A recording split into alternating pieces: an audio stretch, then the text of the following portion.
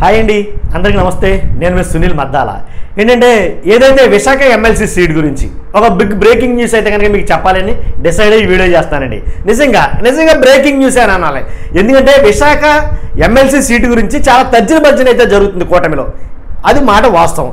కానీ ఆల్రెడీ విశాఖలో ఎమ్మెల్సీగా వైసీపీ అభ్యర్థి బొత్స సత్యనారాయణ గారిని జగన్మోహన్ రెడ్డి గారు ఆల్రెడీ డిక్లేర్ చేశారు. బొత్స సత్యనారాయణ గారు అక్కడి నుంచి పోటీ చేస్తారు విశాఖపట్నం నుంచి ఎమ్మెల్సీ అభ్యర్థిగా అని డిక్లేర్ చేశారు. కానీ టీడీపీ అలాగే జనసేన కూటమి ఏదైతే ఉందో ఇంకా అభ్యర్థిని కేటాయించబోవడం, అంటే పేలా గోవిందరావు గారని అలాగే బాబ్జీ గారు ఇలా కొంతమంది పేర్లు అయితే కనుక ప్రకటించడం జరుగుతుంది. కానీ అఫీషియల్గా ఎవరిని అనౌన్స్ చేయాలి ఇప్పటికి వచ్చి. కాబట్టి ఎందుకని ఇంకా అఫీషియల్గా అనౌన్స్ చేయబడడం కారణం ఏంటి అంటే అక్కడ కూటమి తరపు నుంచి నిలబెట్టబోయే అభ్యర్థి ఎవరని చాలామంది ఆత్రంగా ఎదురు చూస్తున్నారు. అలాంటిది ఇప్పటికి ఇంకా అభ్యర్థిని ప్రకటించబోవడం, రేపే నామినేషన్ కావడం.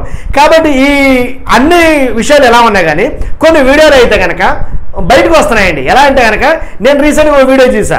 ఆ వీడియోలో ఆయన మాట్లాడుతున్న మాట ఏంటంటే కనుక బాబు గారి పెద్ద మనసు, బాబు గారి పెద్దరికం, అలాగే పవన్ గారి నమ్మకం, ఇలాగ కొన్ని వీడియోలు అయితే కనుక బయటకు వస్తున్నాయి. ఏంట్రా ఆ వీడియోలో సారాంశం ఏంట్రా అంటే కనుక చంద్రబాబు నాయుడు గారు పెద్ద మనసు చేసుకుని అక్కడ పోటీకి ఎవరిని దింపకుండా ఉంటున్నారు, పోటీకి దింపరంట. ఎందుకంటే ఎమ్మెల్సీ సీట్ని అక్కడ ఎవరో అభ్యర్థిని ప్రకటించరంట. కాబట్టి అది వైసీపీ కాంగ్రెస్కే వదిలేస్తారంట అని కొన్ని మాట్లాడితే కనుక చెప్పడం నేను విన్నాను. కాబట్టి కొన్ని వీడియోలో మాట్లాడడం నేను విన్నాను. అసలు విషయం వాస్తవం ఏంటంటే మీకు చెప్పాలి ఖచ్చితంగా. చాలామందికి తెలియని వాళ్ళు ఉంటారు. కాబట్టి విశాఖ ఎమ్మెల్సీ సీటుకి అక్కడ ఓటింగ్ పర్సంటేజ్ ఎంత అంటే కనుక 830 చిల్లర ఓట్లు ఎన్నో ఉన్నాయి. ఆ 830లో ఇంచుమించుగా 600 పైచిలకు వైఎస్ఆర్సీపీ అభ్యర్థులు ఉన్నారు అక్కడ. అంటే ప్రజాప్రతినిధులు, ఎంపీటీసీలు కానీ, జడ్పీటీసీలు కానీ, మేయర్లు కానీ, కార్పొరేటర్లు కానీ, ఇలా చాలామంది మొత్తం మీద 600 మంది దాకా 100% వైఎస్ఆర్సీపీ క్యాండిడేట్లే, వైఎస్ఆర్సీపీ మేనేజ్మెంట్ దగ్గర వాళ్ళు అందరూ వాళ్ళే ఉన్నారు మ్యాక్సిమం. కానీ అలాంటప్పుడు ఏంటి అక్కడ పోటీ చేస్తే, విశాఖ నుంచి పోటీ చేస్తే కనుక ఎన్ని ఓట్లు వస్తాయి? కూటమి ప్రభుత్వం అభ్యర్థి నుంచే పెడితే కనుక 600 వైసీపీకి పోతే 200 చిల్లరే జనసేన కానీ, టీడీపీ కానీ, వీళ్ళందరికీ కలిపి బీజేపీకి కానీ 200 ఓట్లు వస్తాయి. కాబట్టి మిగిలిన 600 వైసీపీ తరపునే ఉన్నాయి. కాబట్టి అక్కడ పోటీ అనివార్యమే తప్ప విజయం ఆల్రెడీ వైఎస్ఆర్సీపీని భరించినట్లు లెక్క. బొత్స సత్యనారాయణ గారు ఎనానమస్గా గెలిచేసినట్లు లెక్క అక్కడ. కాకపోతే ఈ తెలివితేటలు ఏంటంటే కనుక పోనీలే పాపమండి, పోనీలేండి ఈసారికి ఇచ్చామండి, మా పోటీ పెట్టరులేండి, ఇలా మాట్లాడటం ఏంటి? దాని అర్థం ఏంటంటే కనుక అంటే అక్కడ నిలబడితే 100% గెలవడం, దీంట్లో ఎలాంటి డౌట్ లేదు, రాసి పెట్టుకోవచ్చు ఎవరైనా సరే. ఎందుకంటే 600 ఓట్లు ఆల్రెడీ కన్ఫర్మ్డ్ అక్కడ. కాబట్టి లేదు నయానో భయానో ధన రూపాయనో ఏదో రూపాయనో మొత్తానికి కొన్ని ఓట్లు కొన్నారంటే కనుక, కొన్ని ఓట్లు అంటే మ్యాక్సిమం 600 నుంచి ఒక 200 ఓట్లు కొనగలరు బాగా కొంటే కనుక. అంటే అన్నారు, చాలా పబ్లిక్ టాక్ అయితే వచ్చింది. ఏమని ఓటుకి అంటే అభ్యర్థికి వచ్చి ఎంపీటీసీ అభ్యర్థికి, జడ్పీటీసీలకి ఇలా 5 లక్షల చొప్పున కొంటున్నారా? ఎంతమందిని కొంటారు? ఉదాహరణకి ఎంతమందిని కొంటారు? మా అయితే బాగా బీభత్సంగా కొన్నారంటే 200 ఓట్లు కొంటారు. ఇంకా 400 ఓట్లు ఉన్నాయే. గెలుపు కన్ఫర్మ్ కదా. కాబట్టి ఇలాంటి పరిస్థితుల్లో నిల్చోబెట్టడం ఇంపార్టెంటా అంటే పోటీలో నిలబడటం ఇంపార్టెంటా, నిలబడకపోవడం ఇంపార్టెంటా? నిలబడి ఓడిపోయామన్న చెడ్డ పేరు కన్నా, నిలబడి ఓడిపోయామన్న అపఖ్యాతి కన్నా నిలబడకపోవడమే మేలు అని భావిస్తుందా కూటమి ప్రభుత్వం అనే దగ్గరగా చాలా మంది మాట్లాడుకుంటున్నారు. మేధావి వర్గం మాట్లాడుకునే మాటలు. కాబట్టి అంటే అలాగేం లేదండి. ఎందుకంటే అక్కడ పోలీలో ఆల్రెడీ ఓడిపోయి ఉన్నారు కదా వైసీపీ వాళ్ళు. ఈ ఎమ్మెల్సీ స్థానాన్ని అయినా వాళ్ళకి ఇద్దామని చెప్పేసి బాబు గారు పెద్ద మనసు చేసుకుని అక్కడ పోటీ నుంచి నిష్క్రమించారంట. ఇవి కొన్ని మాటలు. లేదు పవన్ కళ్యాణ్ గారే వద్దు ఎందుకులే ఆల్రెడీ అక్కడ ఇంకా అక్కడ ఒక ఎమ్మెల్సీ కదా పోలీలు వదిలేని పవన్ కళ్యాణ్ గారు అన్నారంట. ఇలాంటి వీడియోలు చాలా చూస్తాం, నవ్వు వస్తుంది నిజంగా. అసలు అక్కడ లాజిక్ ఉండాలి కదా, మనం మాట్లాడే మాటల్లో కొంచెం క్లారిటీ ఉండాలి. ఏంట్రా 800 ఓట్లుగా 600 ఓట్లు ఆలియారా బాబు, ఇంకా మిగిలిన 200 కోసం మీరు ఏం పోటీ చేస్తారు?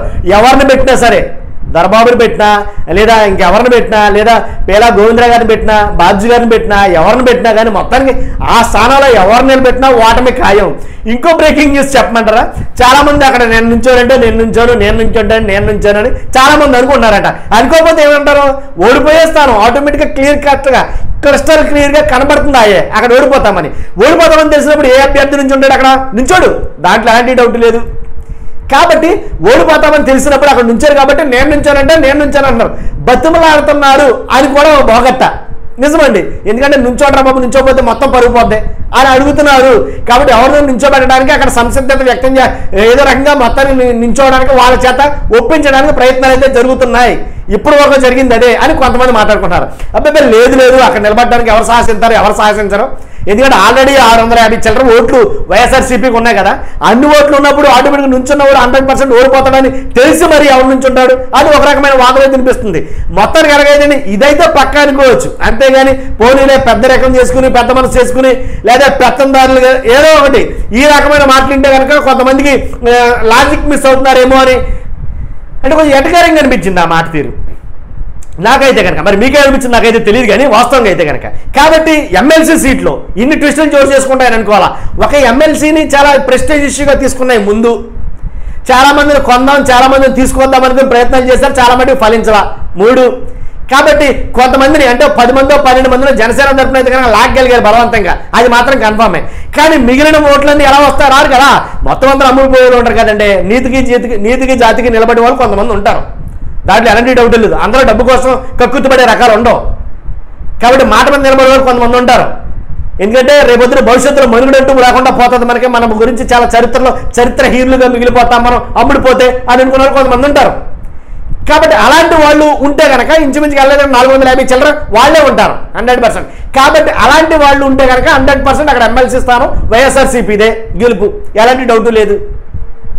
మరి అలాంటప్పుడు అలాగే ఎమ్మెల్సీ స్థానంలోంచి గెలిచినటువంటి అక్కడ గెలుస్తాము అని పక్కగా ధీమాగా ఉండి ఆ ఎమ్మెల్సీ స్థానంలో ఇంకెవరు పోటీ చేస్తారో పోటీ చేయరు. కాబట్టి ఏం చేయాలి, తెలుగుగా ఆలోచించాలంటే కనుక అక్కడ పోటీలో నిలబడకపోవడమే ఉత్తమం అని లెక్కేసుకున్నారేమో. అందువల్ల ఇప్పటిదాకా అభ్యర్థులు ప్రకటించలేదేమో అని ఒక వర్గం వాదన.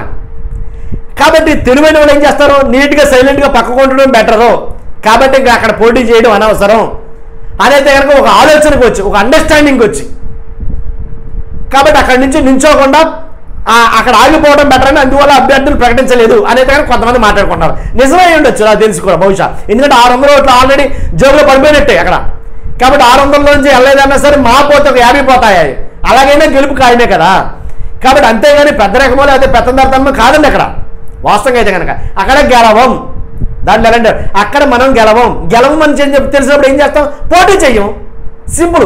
కానీ అలాగే తప్పుకున్నామంటే ఒక అర్థం ఉంది. ఎందుకంటే 600-700 ఓట్లు వైఎస్ఆర్సీపీకి ఉన్నప్పుడు ఇంకా మనం నిలబట్టం ఎందుకురా బాబు, మళ్ళీ మనిషికి 5 లక్షల రూపాయలు చొప్పులు ఇచ్చినా సరే ఇంచుమించు 4-5 కోట్లు అవుతాయి. అక్కడ 4-5 కోట్లైనా సరే పని అవుతుందంటే పని అవదు, ఇలాంటి ప్లేస్ కదా. కాబట్టి వాళ్ళు ఎక్కడ ఎక్కేసుకుని ఆగిపోతారేమో నేను ఎదుర్కొంటున్నాను. కాబట్టి వేళ అభ్యర్థులు ప్రకటించవచ్చు. ఏంటంటే పోటీ అనేది అనివార్యం అనుకుంటే కనుక వాళ్ళు ప్రకటించారనుకో, ప్రకటించినా సరే అక్కడ ఏం జరిగిందని అల్టిమేట్గా వైసీపీ విన్ అవుద్ది, దాంట్లో ఎలాంటి డౌట్ లేదు. బాబు గారు ఏమన్నా కొంచెం ప్లాన్ ఏదన్నా తన ప్లాన్ ఏదన్నా అక్కడ ఏదైనా చక్కని చెప్పగలిగితే కనుక 400 ఓట్లు ఏదో ఎలాగంటే మొన్న జరిగినటువంటి ఎన్నికల్లో కదా 400 ఓట్లు అనూహ్యంగా అటువైపు తిరిగితే కనుక చెప్పలేం. ఇది కూడా నేనే చెప్తున్నా.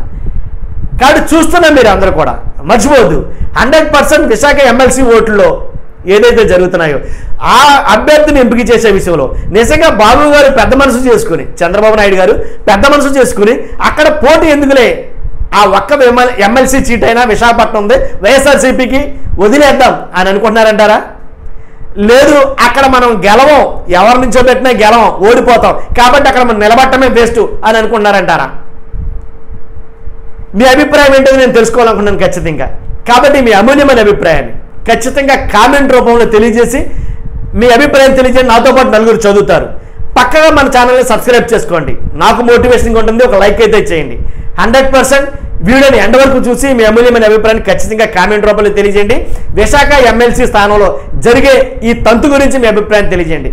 ఓకే, చూస్తున్నా మీకు అందరు కూడా థ్యాంక్ యూ వెరీ మచ్.